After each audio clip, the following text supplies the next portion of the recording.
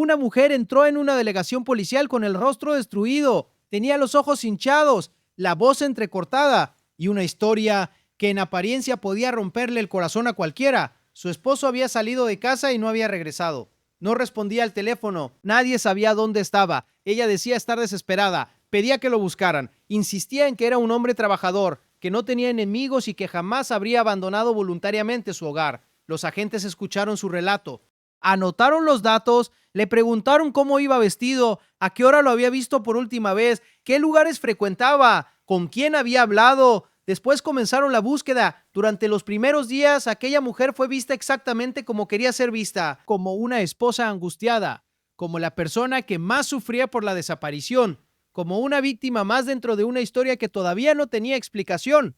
Pero había algo que los policías ignoraban mientras ella lloraba frente a ellos. La mujer no necesitaba que encontraran a su esposo para saber dónde estaba. Ella ya sabía que no regresaría, sabía que estaba muerto y conocía incluso el lugar donde habían abandonado su cuerpo, porque mientras pedía ayuda para localizarlo, llevaba encima un objeto que guardaba una versión completamente distinta de aquella noche, un aparato que no podía llorar, que no podía fingir, que no podía cambiar su declaración para protegerla, su teléfono celular. Antes de que ese aparato revelara la verdad, sin embargo, había que encontrar al hombre desaparecido.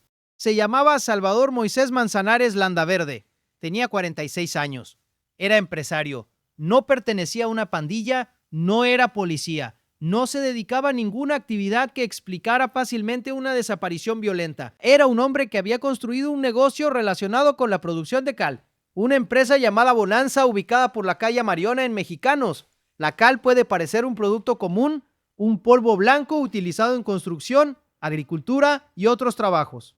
Pero para Salvador representaba años de esfuerzo. Era su empresa, su patrimonio, la consecuencia de levantarse temprano, resolver problemas, pagar empleados y mantener en funcionamiento un negocio propio. No era un hombre que estuviera esperando que alguien le regalara algo. Había construido una vida, tenía una casa, un trabajo, una familia y aparentemente un matrimonio estable. Vivía en la colonia Monterrey, en Ayutuxtepeque, junto a su esposa. Desde fuera, la imagen parecía normal. Un empresario y su mujer compartiendo una vida que otros podían considerar tranquila.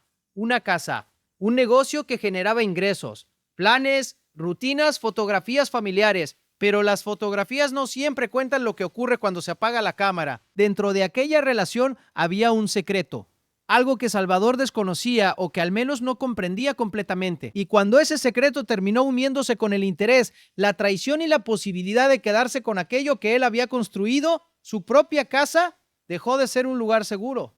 El 2 de abril de 2021, Salvador desapareció. Aquella fecha dividió su historia en dos. Antes de ese día era un hombre con una empresa, una familia y una rutina. Después se convirtió en un nombre dentro de una denuncia. Un hombre buscado, una fotografía que podía circular entre agentes y familiares. Una pregunta: ¿dónde estaba Salvador Manzanares? Al día siguiente, el 3 de abril, su esposa acudió a la policía. Se llamaba Yesenia Elizabeth Flores de Manzanares. Fue ella quien informó oficialmente que su marido no aparecía. Piensa en la escena desde la posición de los agentes. Frente a ellos tenían a la esposa, la persona que compartía la casa con el desaparecido, la que debía conocer sus horarios, sus costumbres y sus movimientos. Yesenia se presentó como una mujer desesperada.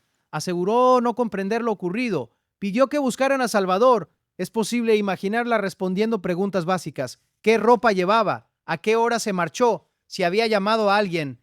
¿Si tenía algún problema reciente? ¿Si había recibido amenazas? ¿Si podía haberse ido voluntariamente? Cada respuesta ayudaba a construir el perfil del desaparecido. Y cada gesto de dolor reforzaba la imagen de que Yesenia estaba colaborando. No había, al menos en aquella primera escena, una razón evidente para acusarla. Las personas cercanas a una víctima suelen ser las primeras en pedir ayuda. También suelen ser quienes más lloran. Por eso los investigadores no podían basarse únicamente en una intuición.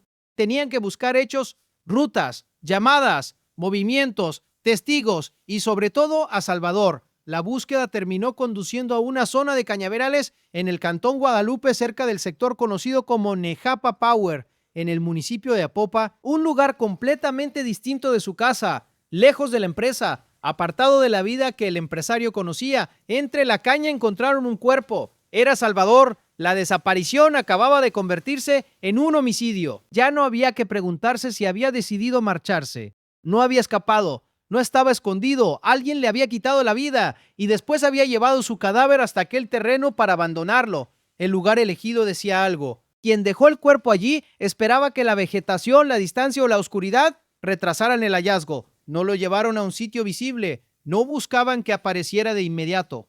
Querían tiempo para borrar otros rastros, tiempo para construir una historia, tiempo para que quienes supieran lo ocurrido pudieran alejarse de la escena. Y mientras el cuerpo permanecía entre los cañaverales, la esposa ya había presentado una denuncia asegurando que desconocía su paradero. Aquel detalle todavía no demostraba nada. Una esposa puede denunciar una desaparición sin saber que su marido ha sido asesinado. Puede pedir ayuda mientras el cuerpo permanece oculto en otro municipio. Puede llorar sinceramente. Pero cuando los investigadores comenzaron a reconstruir las últimas horas de Salvador, surgió una pregunta inevitable. ¿Cómo había llegado hasta allí? Salió voluntariamente de su casa, se reunió con alguien, lo engañaron, fue trasladado contra su voluntad.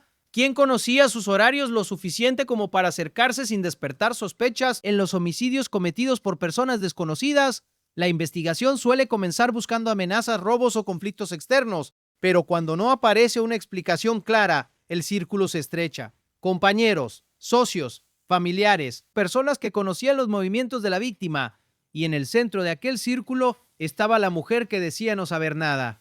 Los investigadores no podían condenarla porque llorara demasiado, tampoco podían absolverla porque pareciera destrozada. Las lágrimas no son una prueba de inocencia, pero tampoco son una prueba de culpabilidad. Había que encontrar una contradicción, un hecho objetivo que demostrara que Yesenia no estaba donde decía estar o que conocía algo que había intentado ocultar. Y esa contradicción no apareció en la declaración de un vecino, no surgió de una confesión, no fue descubierta porque alguien hubiera visto directamente el asesinato. La respuesta estaba en un objeto que casi todas las personas llevan consigo durante el día: el teléfono. Un celular puede borrarse, puede apagarse, puede cambiar de dueño, pero mientras está conectado a una red deja registros. Cuando realiza o recibe una llamada, se comunica con antenas cercanas. Cuando envía mensajes o utiliza determinados servicios, también genera datos. Esos registros no siempre ofrecen una ubicación exacta de unos pocos centímetros, pero pueden situar a una persona dentro de un área y permitir reconstruir desplazamientos. En una investigación criminal, eso puede ser decisivo, porque una persona puede cambiar su versión, puede afirmar que estuvo en casa, puede negar haber visitado un lugar, puede decir que no habló con nadie. El teléfono, en cambio, registra actividad y los investigadores solicitaron el análisis técnico del celular de Yesenia. En ese momento, la investigación dejó de depender de su actuación como esposa angustiada. Los agentes ya no tenían que interpretar si sus lágrimas eran verdaderas. Solo necesitaban comparar dos relatos, el de Yesenia y el de su aparato. La mujer había denunciado que Salvador desapareció y que ella no sabía dónde estaba. Su comportamiento implicaba que no había tenido contacto con el lugar en el que posteriormente apareció el cadáver. Pero el teléfono contó otra historia. La noche relacionada con la desaparición y el asesinato, el celular de Yesenia registró actividad en la zona de Nejapa Power, la misma zona de los cañaverales, el lugar donde después encontraron a Salvador. Aquello no era un detalle menor. No se trataba de descubrir que había pasado por una carretera relativamente cercana días antes. Su dispositivo la situaba en el sector relacionado con el abandono del cadáver durante la noche clave. La mujer que había pedido a la policía que encontrara a su marido había estado precisamente donde el cuerpo terminó apareciendo. A partir de ese momento, las lágrimas dejaron de ser el centro de la historia. La pregunta ya no era únicamente dónde estaba Yesenia mientras Salvador desaparecía. La pregunta era por qué había ocultado su presencia en aquella zona. Podía existir una explicación inocente. Podía decir que había ido a buscarlo, que recibió información, que pasó por casualidad, que no sabía que el cuerpo estaba allí, pero cada posibilidad tenía que encajar con las horas, los movimientos y las llamadas. Y el teléfono no había guardado únicamente una ubicación, también había registrado una comunicación, una llamada realizada desde aquel mismo sector. En una noche en la que su esposo acababa de desaparecer, Yesenia se encontraba cerca del lugar donde apareció el cadáver y utilizó su teléfono para contactar con alguien. No llamó a la policía, no llamó para pedir una ambulancia, no avisó a un familiar de Salvador, no informó que había encontrado una pista. Llamó a otro hombre, José Sotero Peña Hernández. Ese nombre abrió una nueva parte de la investigación. ¿Quién era José Sotero? ¿Por qué Yesenia lo llamaba desde la zona donde habían abandonado el cadáver? ¿Qué relación tenía con ella? ¿Conocía a Salvador? ¿Había participado en los movimientos de aquella noche? Cuando los investigadores profundizaron, encontraron el vínculo que la esposa había mantenido fuera de su matrimonio. José Sotero Peña Hernández era su amante. Yesenia tenía una relación sentimental con él mientras continuaba casada con Salvador. De repente, la ubicación y la llamada formaban una secuencia difícil de explicar como una simple coincidencia. Su esposo desaparecía. Ella aparecía en la zona donde terminaba el cuerpo. Desde ese mismo sector llamaba al hombre con el que mantenía una relación secreta y al día siguiente se presentaba ante la policía fingiendo no saber qué había ocurrido. El caso ya no se parecía a la desaparición inexplicable de un empresario. Empezaba a revelar la estructura de una traición, una relación matrimonial, un amante, un hombre con un negocio y un patrimonio, una muerte planificada y una denuncia presentada para ganar tiempo y desviar la investigación. Sin embargo, saber que existía una infidelidad tampoco bastaba por sí solo.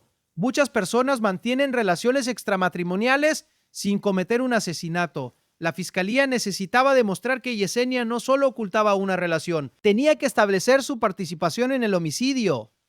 La ubicación del teléfono era una pieza. La llamada a José Sotero era otra. La relación entre ambos explicaba el vínculo, pero todavía era necesario reconstruir cómo se había organizado el crimen y qué interés podía existir para eliminar a Salvador. La investigación concluyó que Yesenia planificó y participó en el asesinato de su esposo y que contó con el apoyo de su amante. No era únicamente una mujer que sabía lo ocurrido y guardó silencio después. La acusación la situaba dentro del plan. La esposa que conocía los horarios de Salvador, sus costumbres, sus movimientos, sus momentos de vulnerabilidad, la persona que podía acercarse a él sin que levantara la guardia. El peligro no venía de un desconocido escondido en la calle, venía de alguien con acceso a su casa y a su confianza. Esa es una de las razones por las que los crímenes cometidos dentro del círculo íntimo resultan tan inquietantes. Una persona puede evitar ciertas zonas peligrosas, puede desconfiar de extraños, puede tomar precauciones al salir, pero no vive preparada para defenderse de quien duerme a su lado. Salvador compartía su vida con Yesenia. Probablemente hablaba con ella sobre el negocio, sobre sus horarios, sobre el dinero, sobre sus planes. Ella no necesitaba investigarlo, ya conocía la información que cualquier agresor externo habría tenido que conseguir. Y cuando esa cercanía se unió con una relación secreta y un posible interés económico, Salvador quedó expuesto frente a las personas de las que menos podía sospechar. La fiscalía presentó el caso como un homicidio agravado, un crimen planificado, no un ataque impulsivo, no una discusión que terminó fuera de control. La existencia de coordinación, el traslado o abandono del cadáver y la denuncia posterior mostraban que alguien había pensado en el después. Había que matar a Salvador, había que llevarlo a los cañaverales, había que alejar el cuerpo de su entorno habitual y después había que construir la imagen de que simplemente había desaparecido. La denuncia presentada por Yesenia cumplía una función. No era únicamente una actuación emocional, era una versión oficial. Al acudir a la policía se colocaba a sí misma dentro de la historia como denunciante, como esposa colaboradora, como persona que no tenía nada que ocultar. También permitía orientar inicialmente la búsqueda. Mientras los agentes trataban de averiguar a dónde había ido Salvador, ella podía observar el desarrollo de la investigación, podía saber qué preguntaban, qué habían encontrado, qué lugares estaban revisando, si el cuerpo continuaba oculto y si alguien comenzaba a sospechar, la estrategia podía haber funcionado. De hecho, muchas personas habrían considerado impensable que la mujer que buscaba a su esposo estuviera implicada en su muerte. Existe una tendencia natural a confiar en quien demuestra dolor. Si alguien llora con desesperación, la primera reacción suele ser consolarlo, no examinar cada lágrima, no preguntarse si está interpretando un papel. Yesenia utilizó esa ventaja. Durante un tiempo fue la esposa preocupada, la mujer que necesitaba respuestas, pero no pudo controlar la información que su propio teléfono había ido almacenando. Ese es el punto central de este caso. La investigación no resolvió el crimen porque la culpable se derrumbara y confesara inmediatamente, tampoco porque un vecino hubiera observado toda la secuencia. Lo que rompió la historia fue la incompatibilidad entre sus palabras y sus movimientos. Ella podía afirmar que no sabía dónde estaba Salvador. El teléfono demostraba que había estado en el sector donde apareció muerto. Podía presentarse como una esposa sola y angustiada. El registro mostraba una llamada al amante durante la noche clave. Podía ocultar la relación. La investigación terminó identificándola. Cada nueva pieza reducía el espacio para una explicación inocente. Y mientras esa reconstrucción avanzaba, aparecía otra pregunta.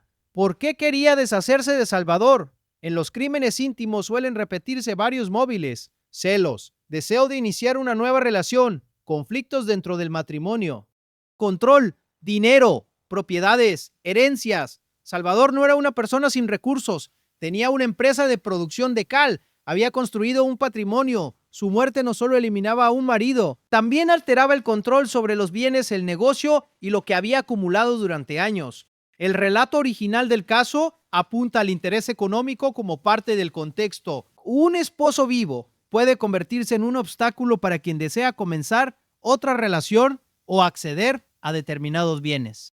Un esposo muerto deja patrimonio, derechos y una ausencia que alguien puede intentar aprovechar, pero el dinero por sí solo tampoco explica la frialdad necesaria para denunciar después la desaparición, para describir al marido, para pedir que lo buscaran, para recibir posiblemente la solidaridad de familiares, amigos y trabajadores. La persona que planifica un homicidio íntimo no solo tiene que participar en el crimen, después debe representar una versión de sí misma, debe responder llamadas, aceptar condolencias, parecer sorprendida, fingir que cada nueva información le provoca dolor y mantener el personaje incluso cuando los investigadores repiten preguntas. Una contradicción puede destruirlo todo. Una hora que no encaja, una llamada olvidada, una ubicación imposible. En el caso de Yesenia, la grieta estaba en el dispositivo que llevaba consigo. Piense en la escena desde otra perspectiva. Durante la noche en que Salvador murió,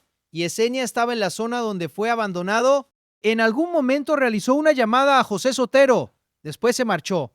Al día siguiente entró en una delegación para pedir que encontraran al hombre cuyo cuerpo había quedado en aquel cañaveral. Mientras hablaba con los agentes, probablemente tenía el celular cerca. Quizá dentro de su cartera, quizá en la mano, el mismo aparato que contenía la prueba de que ella conocía mucho más de lo que estaba admitiendo. La ironía resulta brutal.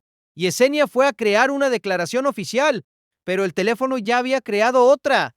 Una declaración automática, sin lágrimas, sin silencios calculados, sin versiones. Hora, zona, llamada, número de destino. El relato tecnológico era mucho más simple y precisamente por eso resultó más difícil de destruir. Aún así, una investigación no termina cuando los agentes sospechan. Tiene que llegar a juicio. La fiscalía debe presentar pruebas. La defensa puede cuestionarlas. El tribunal debe decidir si son suficientes para declarar culpables a los acusados. En este caso, el análisis telefónico, la ubicación, la llamada, la relación extramatrimonial y los demás elementos de la investigación fueron presentados ante un tribunal.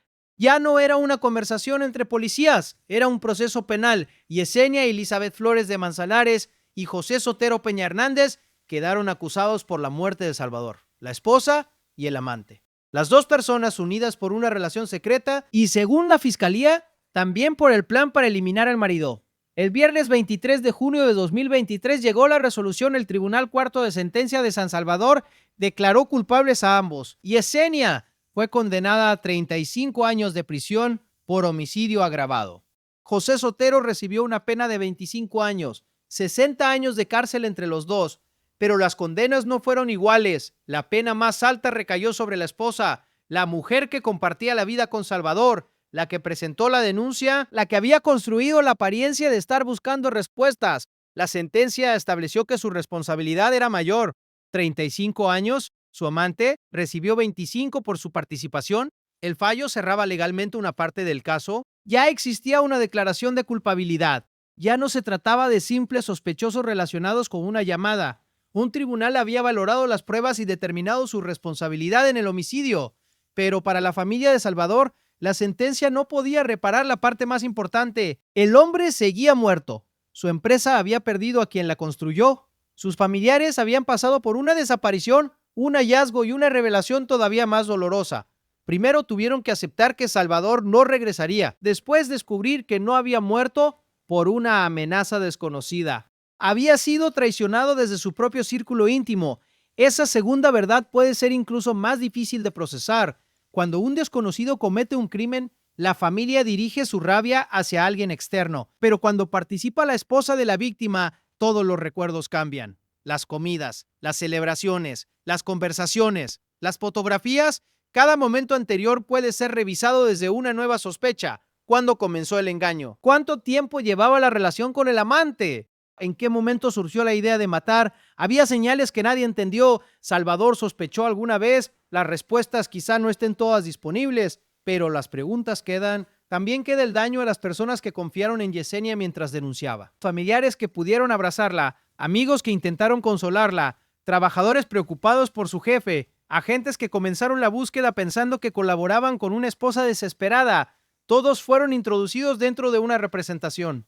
Mientras ellos creían estar ayudando a localizar a Salvador, la investigación determinaría después que la mujer que pedía ayuda conocía el desenlace desde el principio. Este caso también demuestra por qué las primeras horas de una desaparición son decisivas. La versión de la persona más cercana puede orientar la investigación, pero también puede manipularla. Por eso los agentes no deben asumir automáticamente que quien denuncia dice toda la verdad. Tampoco pueden tratar a cada familiar como culpable. La clave está en comprobar, comparar declaraciones, revisar cámaras, analizar comunicaciones, reconstruir movimientos, seguir los datos aunque contradigan la imagen emocional más convincente, porque las emociones pueden ser auténticas, pero también pueden utilizarse como una coartada. El teléfono de Yesenia no resolvió por sí solo toda la historia, pero abrió la puerta que permitió verla desde otro ángulo. Sin aquel análisis, quizá su presencia en Nejapa Power habría permanecido oculta. Sin el registro de llamada, la relación con José Sotero podía haber tardado más en aparecer. Sin esas contradicciones, la esposa podía haber continuado ocupando el lugar de víctima dentro del relato. La tecnología no sustituyó a los investigadores, les mostró dónde mirar, y una vez que miraron, la historia comenzó a desmoronarse. Este es uno de los motivos por los que los teléfonos se han convertido en testigos silenciosos de tantos crímenes. Guardan contactos, mensajes, fotografías, búsquedas, desplazamientos, llamadas, conexiones.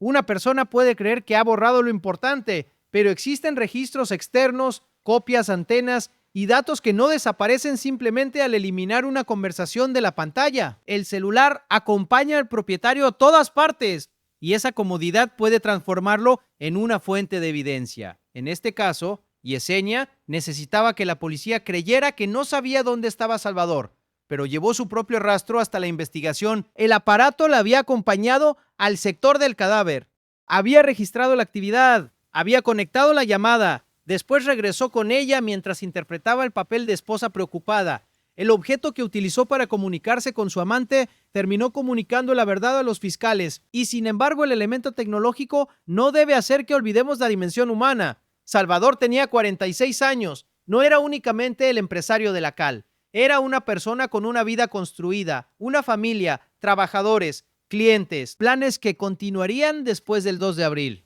Probablemente pensaba en problemas comunes, pedidos, pagos, producción, reparaciones, asuntos domésticos. No sabía que la amenaza podía estar dentro de su propia relación. La confianza es necesaria para vivir. Nadie puede compartir una casa revisando cada movimiento del otro como si fuera un investigador. Nadie entra en un matrimonio suponiendo que tendrá que protegerse de un plan homicida. Salvador confió y esa confianza proporcionó acceso. La persona más cercana conocía la información que podía utilizarse contra él. Eso es lo que vuelve tan perturbadores estos casos.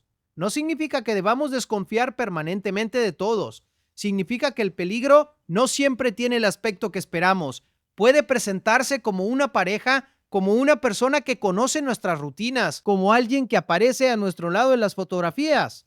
Y después, cuando el crimen ya ha ocurrido, puede presentarse también como la persona que más llora. Pero el dolor verdadero no se mide por el volumen de una voz, ni por la cantidad de lágrimas frente a una cámara. Se mide con hechos que muchas veces no son visibles desde fuera. Y la justicia no puede condenar por intuición. Tiene que encontrar pruebas. En el caso de Salvador Manzanares, las pruebas lograron atravesar la actuación, encontraron la zona, la llamada, la relación, la planificación y finalmente la responsabilidad penal de los dos acusados. El fallo del 23 de junio de 2023 no devolvió a Salvador, pero evitó que quedara registrado únicamente como un hombre hallado en un cañaveral. Puso nombres al otro lado del crimen. Estableció que su muerte no había sido una desaparición inexplicable, no fue un abandono voluntario, no fue un ataque imposible de resolver, existió una traición, existió coordinación y existieron culpables. Yesenia recibió 35 años. José Sotero, 25. Para algunos, esas penas pueden parecer altas. Para otros, insuficientes. 35 años no equivalen a la vida arrebatada.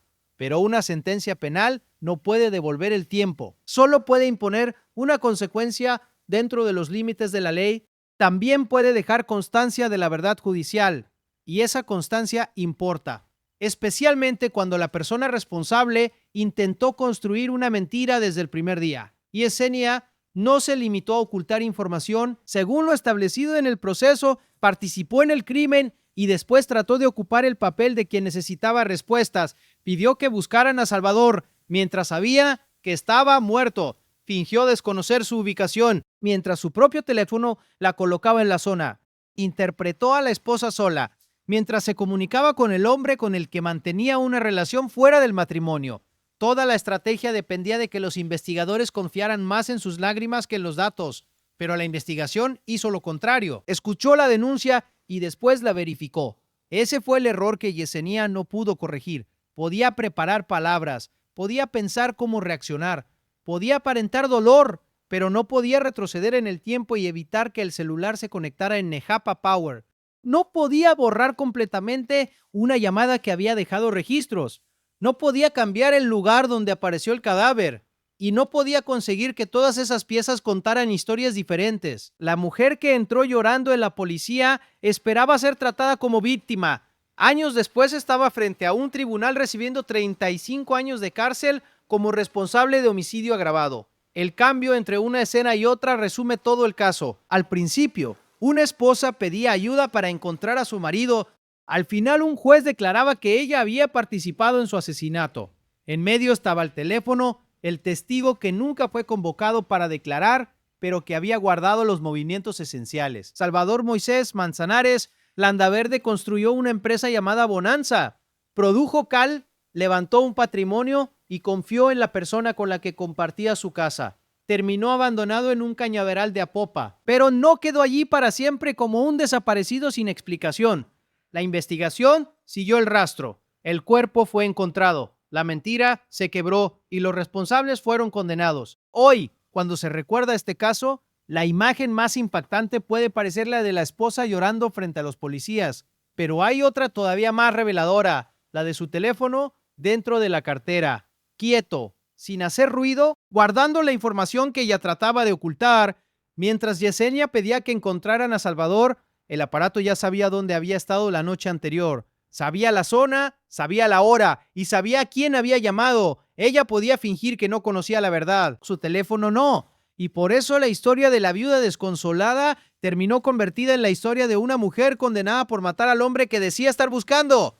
35 años para ella, 25 para su amante, 60 años de cárcel entre los dos, pero una sola vida perdida, la de Salvador. Si quiere conocer más casos reales, investigaciones y condenas que han marcado a El Salvador, suscríbase al canal y active la campanita y responde a los comentarios con una sola palabra. Para una mujer que participó en el asesinato de su esposo, estuvo en la zona donde abandonaron el cadáver y después denunció su desaparición fingiendo no saber nada. ¿35 años le parecen suficientes? ¿Sí o no?